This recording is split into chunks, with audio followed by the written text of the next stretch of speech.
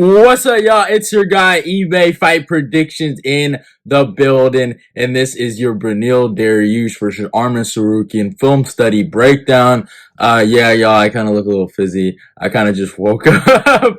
But, yeah, I knew I had to get this video done, so it is what it is. But yeah, man, awesome fight in the lightweight division. You guys know I'm a Beneil Dariush fanboy and Arman Tsarukyan hater at heart, man. Last time we did this little film study breakdown, we brought the soldier Damir Ismagulov and he failed us. But Beneil Dariush will take this guy out. I promise y'all. And you guys already know from the energy right now, we're taking this guy out. All right, Arman Tsarukyan, you're done, son. Okay? All the nonsense ends on the 2nd. Okay? Ends on the 2nd of December, and you're done. Fraud check incoming. Beneil Dariush masterclass incoming, baby. Pack watch coming soon. But before I get into why I feel the way I feel, oh yeah, new posters. I gotta put the rest of them up. You see my boy Frankie when he taught Pedro Munoz. Oh, Frankie right here when he taught Pedro Munoz respect. Kobe when he taught Robbie respect. You know, but I got to put up the Leon one and the Kevin Lee one and all those other ones. And yeah, so still got some time. But yeah, it is what it is. What was I gonna say? I lost my train of thought, y'all. Yeah, let's get into the fights. But before we get into the fights, go follow me on my Instagram and my Twitter, like, comment, and share the video. Let's get this eBay Fight Prediction Nation growing. This is fight week. We're starting, and yeah, I can't start off better than obviously some Beneil Dariush fight talk, baby. But yeah, so I did a film study breakdown. Obviously, we went 3 fights for each guys. You guys know how I do it. We start off with the 2 matchups where I felt like they fought very common opponents and they did well against, and opponents they did basically bad against, and that are similar to their opponent right now. And then obviously their most recent fight. So those 3 fights are usually how we kind of do it for each side. And yeah, but storyline going into this matchup, there's no real storyline. Obviously, it's just a progression of, a contender going up in the rankings, Arman Tsarukyan getting his opportunity, a top 5 guy, and Beneil Dariush obviously defending his spot. Also, I guess I can talk about the mass delusion that some people like Fuego, by the way, war. This is war. Fuego. You hear me? War. Okay? Sucker. War. Alright? Alright? Marvin Hagler said it best. War. Alright, hold on. Let me show you. War. That's what's on my mind. I've been feeding the faith and I've been starving the doubt. So there's no doubt in my mind that I can't win this fight or that I won't. Outside. War, Fuego. War. Alright? But there's a mass delusion that people like Fuego think that Arman Tsarukyan is the guy to take out Islam Makhachev. And people want to see this man become a #1 contender so damn fucking bad. They want it so damn bad, and that's just what they want. And it's that simple. And it's not going to happen, y'all. It's not going to happen, bro. Matsu Gamrot stopped it, and fucking Beneil Dariush is going to end it. Sorry for the interruption again, my bad. But like I was saying though, Dariush is ending the nonsense. But let's talk about the tail of the tape. Obviously, Beneil Dariush comes to the record of 22-5-1. He's fighting out of California, age 34, so big number there. Height of 5'10" and reach 72. Arman Tsarukyan comes to the record of 20-3, really good record, even though I might just hate the guy. But age 27, a height of 5'7" and a reach of 72.5. So Arman does come with a bit of a reach advantage, but both guys have really long arms. Both guys like to use their reach a lot. So 34 and 27, obviously 34 is not the worst number in the world. That's basically means you're at the tail end of your prime. And yeah, it's kind of where it ends, for most guys. So I think stylistically, obviously Arman's trying to go into, he's not even in his prime yet. He's trying to go into his prime. Arman might get better. You never know. I might end up eating crow one day and be like, this guy's actually not that bad. But, I just don't think pushing him right now, like I know guys like Brendan Allen are coming up and they're doing so great, but Arman,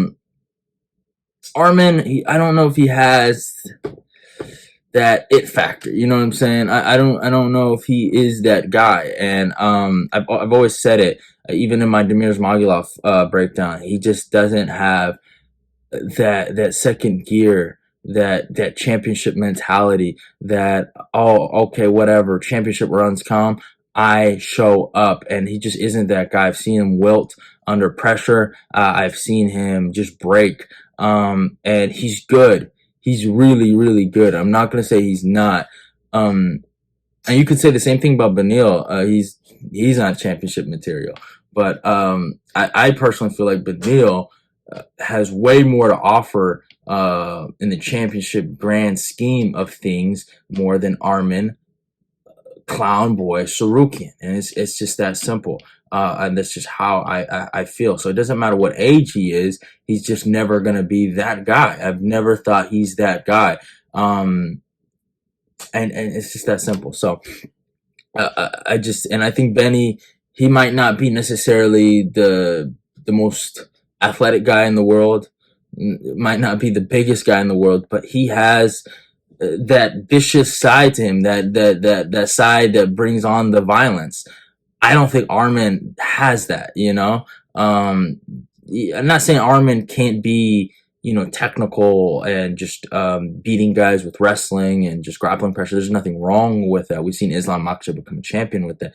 But Islam, he's shown even in fights where you got to dig deep.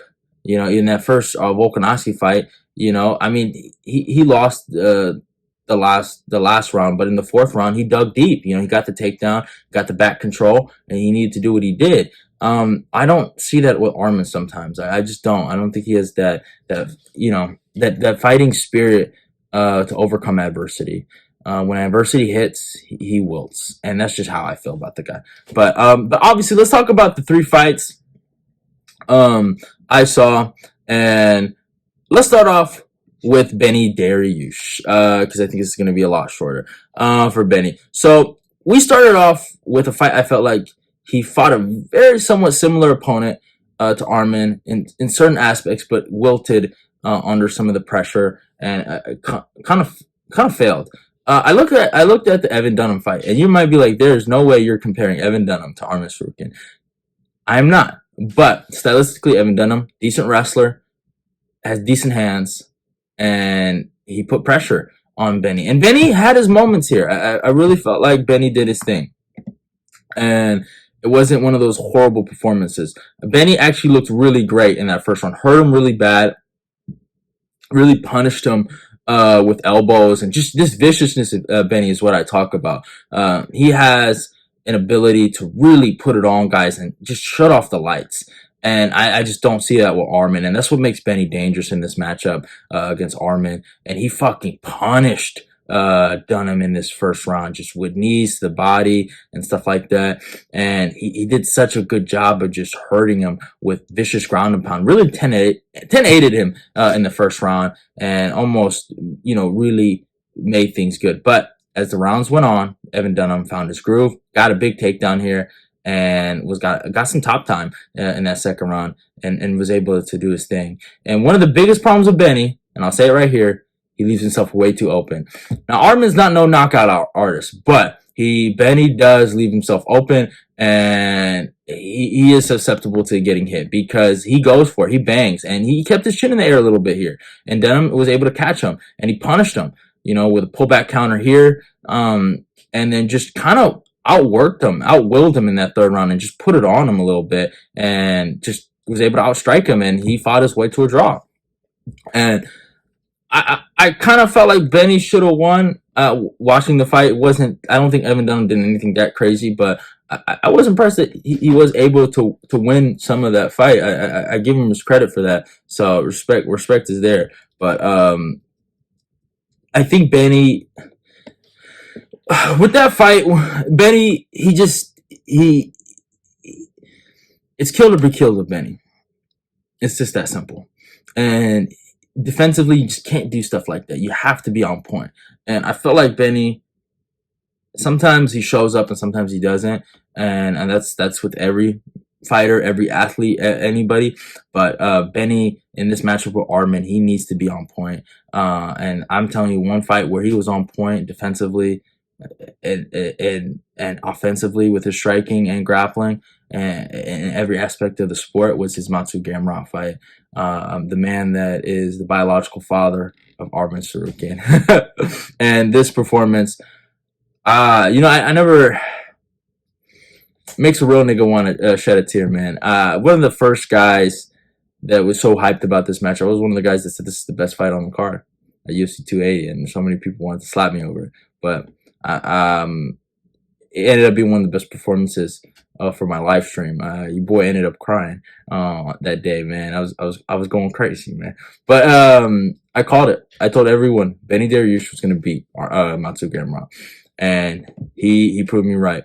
He looked like one of the best lightweights in the world in this fight. And I mean, Gamrot, he was able to get some takedowns here, but it was just the grappling transitions of Benny, and he could just scramble with him. And Benny was just not scared to go for leg locks, to roll, Granby rolls, do anything to cause a scramble, get top position, or make it a neutral 50-50 spot with Gamrot. And he never broke. He actually broke Gamrot in the grappling cardio department because he kept defending at such a high clip. And Gamrot just, anytime he got him down, Benny found a way to either get in a 50-50 position or get up. And it was just that simple. And I was just so amazed with how Benny was able to get these leg locks. And it was just to sweep or to, again, get 50-50 positions or get top control. Or he was just so good at basically being Gamrot's kryptonite. And he did so many good things with the takedown defense, bro. I was just in shock, defending takedowns at will. And Gamrot just didn't know what to do with Benny. And Benny did a lot of good things with landing knees. I thought that was vicious, and that's something bad for Arman, who goes for takedowns. Landing body kicks, he's good at that. And again, more takedown defense, just breaking Gamrot as the fight was going on. Like, there was nothing Gamrot could do with Beneil. And Beneil did such a great job of landing knees again and sprawling. It's like, how do you land a knee and not get taken down? You know what I'm saying? He just so good at that. Like, that was just so underrated by him. And just, man, he just broke Gamrot eventually. He landed the 1-2 here and just started to kind of pick him apart with the striking. And there was nothing Gamrot could do with Beneil Dariush. And eventually Beneil started getting some top time, started controlling Gamrot after every failed takedown attempt. And then when Gamrot would get up, he'd punish him with strikes to the head. Like, he just did such a great job with Gamrot. He figured him out, and it did not matter what Gamrot did here. And there were moments where Gamrot was so close to getting a takedown, especially in this part right here. He's so close to getting the takedown here. Got the single leg, going for the double leg. And there's just something he cannot do with Benny, bro. He just cannot take him down. And it was just very disheartening for him. And eventually, Benny hit him with one of the biggest knockdowns. My God, it was fucking beautiful. And it was the biggest bonk on the card, man. And it's just one of those moments where your boy, I was right. I was right. But obviously, Benny having this victorious moment was very short-lived. He fought Charles Oliveira, and this fight brings nothing but tears. It's very hard to watch this fight for me. I hate this fight. Like I said before in the beginning when I was talking about Benny, he has these moments where he can come off to fight not himself. He can come and do a fight where he doesn't show up. But this is not a fight where necessarily he didn't show up. This was a fight where defense just failed him here. You cannot leave yourself open against somebody this offensively good on the feet. You have to be defensively smart. And he got caught with a beautiful head kick, and it is what it is. But the fight kind of started off with Benny. I mean, obviously, I would say Charles pulled guard. You could make that claim, but I thought Benny, eventually, whatever happened, Benny got him to the ground. And Benny was kind of controlling him, and the round was looking pretty good for Benny. I thought he was doing his thing, and landing some total strikes, and it just looked like it was the easy 10-9 round for Beneil Dariush. And then Charles finds his way to get back up. And I watched this live, by the way. This was like my main event. I'm gonna be honest with y'all. I did not watch that Nunez Aldana fight. Fuck that. And then I think I was going back to Eritrea. This happened in June, I'm pretty sure. But yeah, Charles gets back up, right? And it's hell after that. He lands this beautiful head kick, hurts Dariush, and then just puts the pressure. And you can just see here, Dariush is not defending his head, and he's leaning his chin out for the left hook that landed by Charles, and then it was just the ground and pound after that. And do I think, man, Benny, they could have given Benny some time, but Benny was hurt, man. Benny was hurt, and Charles just got him, man. It was just one of those situations where I had to eat crow, and it sucked. And this could be an obvious reality in the Arman Tsarukyan fight. Arman does not have power, but Benny is not defensively responsible. And if you're not defensively responsible, it's one of the things that I talk about, even when I was talking about Rob Font. You have to be defensively responsible in this game. It's just a fact, especially with 4-ounce gloves. You have to be on point. All right. If you're not on point, you make one mistake, it's on you. You will find yourself face down on the canvas looking up at the stars. All right. It's that simple. But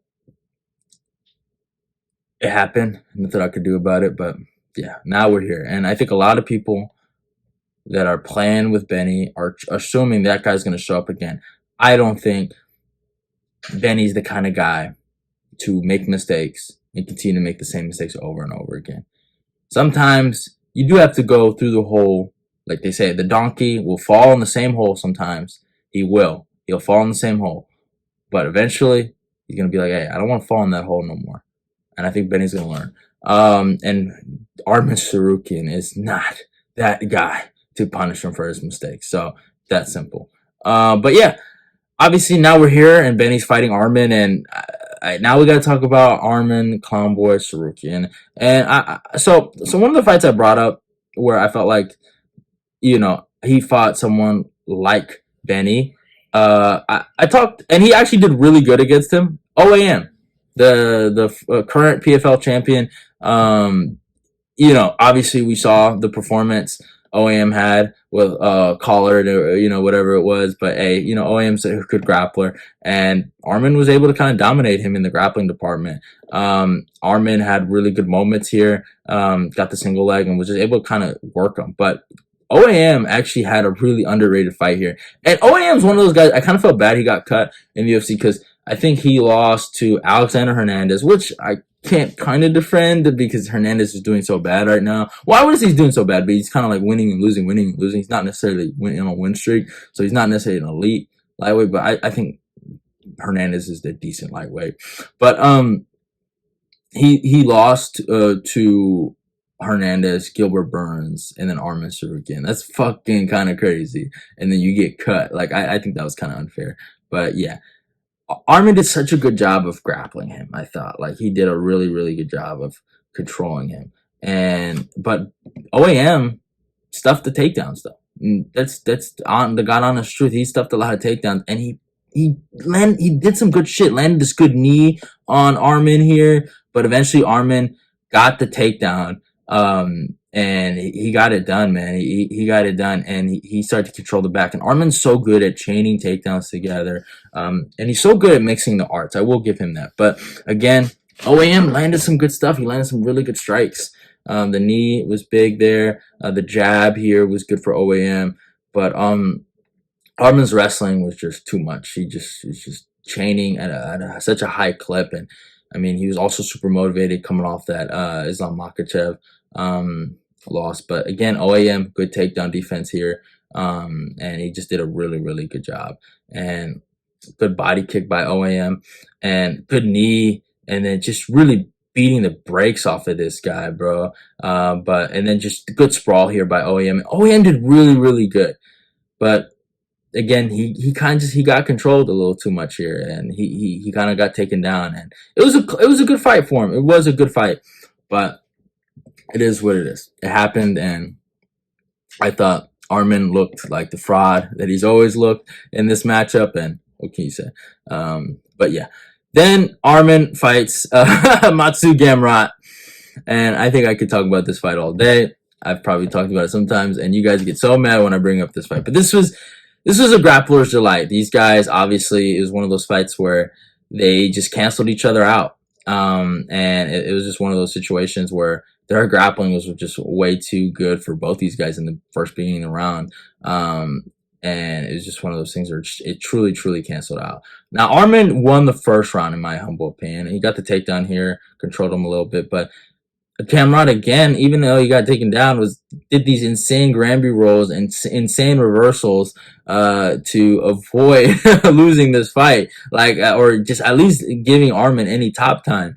And it was just insane what Gamrot did. And I think the issue with this fight, it was just who had the better cardio, and Gamrot obviously had the better cardio, and that's just the god honest truth, man. And Arman obviously was the better striker in the first 2 rounds too. Really good body kicks he landed, and it was insane. The grappling was just such a split. Like, they would get caught in these 50-50 positions, and they just would, basically the grappling was just such a cancel out a lot of this fight. Like, I think Gamrot ended up taking over late with the wrestling, and that's just what happened. And yeah, especially I just honestly felt like the body kicks of Arman really showed pretty good here. And yeah, I thought Arman won the first 2 rounds. And then Gamrot started taking over in the third. Gamrot got his own takedown, and then again we saw the issue with Arman. He wilts. You saw when adversity hit him, he wilted under that pressure, and he just didn't look like that guy, and Gamrot started taking over and started breaking him. And he did a lot of good stuff, man. He did a lot of good stuff.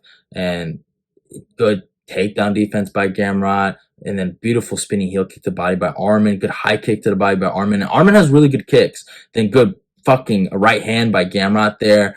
And then obviously the knockdown in the fourth. And this is the issue people have with me. The reason I don't count it, right, and I don't care about it, and the reason why I don't think Arman won the fourth round is because it wasn't scored a knockdown. We know it was a knockdown, but it wasn't scored a knockdown. So too bad, so sad. You can't blame the judges for the way even the commentators didn't know it was a fucking knockdown. All right, so cry about it later, and yeah, go eat crow, fuego. But yeah, it is what it is. But even though he got knocked down, and Gamrot ended up finding a way to end, and basically win the second part of this round, and from the ground got top position after getting knocked down, basically, and then found his way breaking Arman, making him look like a fucking fool, and just taking him down. Again, another takedown. He started racking up these takedowns in the later rounds, breaking Arman. You could just see Arman wilting under this pressure of the grappling, and they canceled out with the grappling, but not no more. Gamrot started to take over, and it was the cardio that was the problem. He takes his fucking wrist, takes his back, like just so many bad positions Arman when it was in, and he was getting.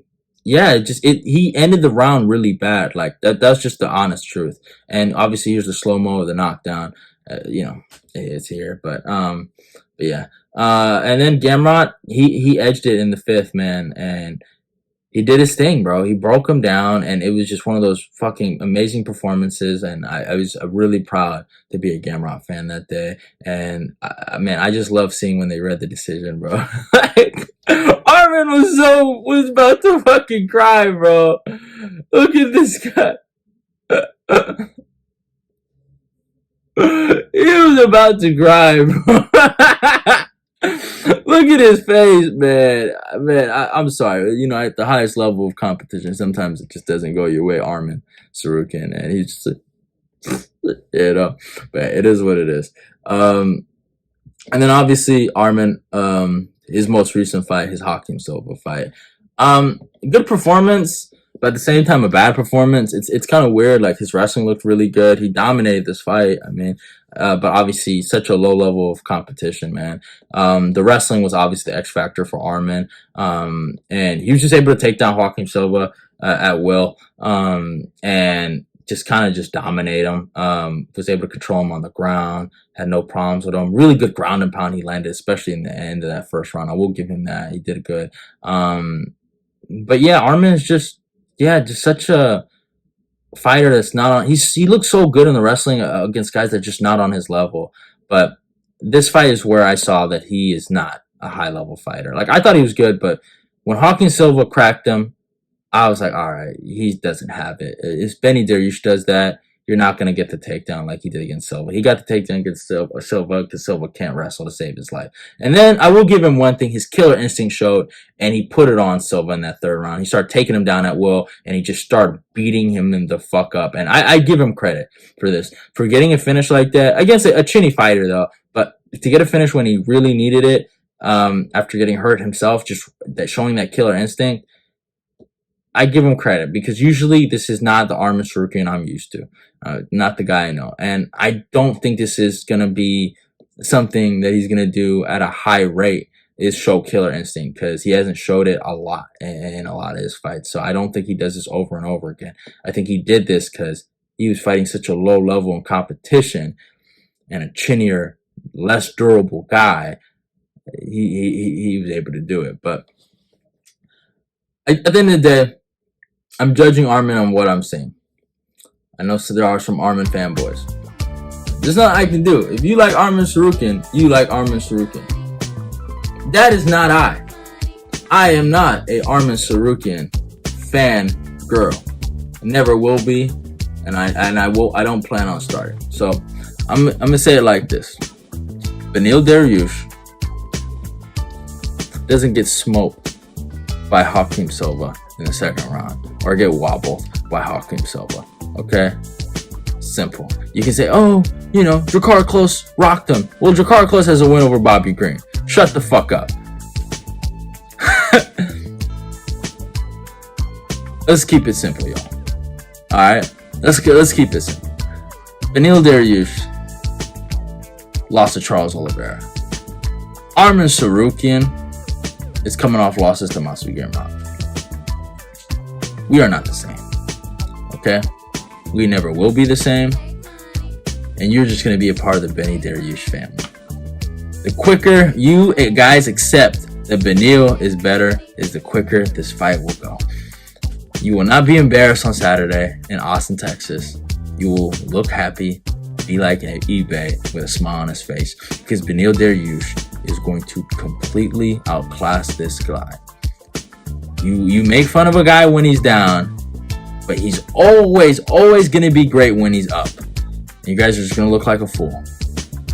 This man was literally a favorite over Charles Oliveira, but is now a dog against Arman Tsarukyan. Clown boy Arman Tsarukyan. Are you okay? Guy that wilts under the pressure, Tsarukyan. Guy doesn't have a winning mentality, Tsarukyan.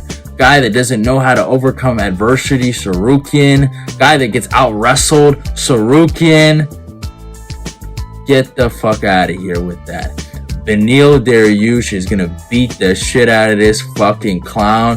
The quicker you accept it, the quicker you'll see happiness in life. Beneil Dariush, by however he fucking wants, first of all, and I'm going to say he's going to sub this guy. Beneil Dariush by fourth round sub over clown boy Arman Tsarukyan. Arman, you're going down. Your time is up. Pack watch is coming soon. Kiss the floor, because Beneil Dariush just knocked you down, buddy. So it is what it is. You're done, son. But hope you guys enjoyed the video. I got Beneil Dariush by fourth round sub. But yeah, it is what it is. Love y'all. Goodbye. I'm out of here. Go follow me on my Instagram and my Twitter. Like, comment, share the video. Arman, you're done, son. Fuego, you're done, son. This is war. And eBay will come out victorious. Love y'all and goodbye. Hope you guys enjoyed the video.